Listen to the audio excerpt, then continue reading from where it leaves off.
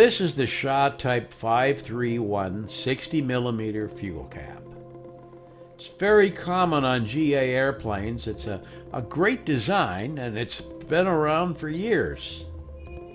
The only problem with it, the friction from underneath the cam and the washers down here.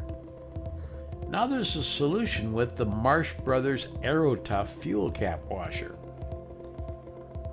All we do is replace the stainless steel washer inside the cap with the Marsh Brothers AeroTough one, and the problems are solved. It's easy to take it apart.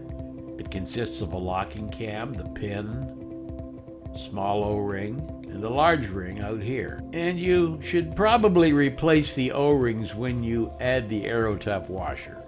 We take the washer out and replace it with the Marsh Brothers AeroTough washer. Reinstall the pin and put a little DC-4 grease on it when you do. Put the washer inside, then add the spring. Then add the inner element and the inner portion with the tab, and then the nut.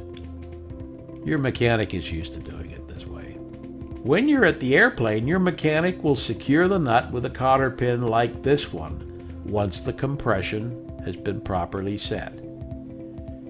You're going to find that the friction is always the same when you lock and unlock the cap, and it's going to put the right compression on the O-ring every time. And the guys on the line crew are going to be very happy.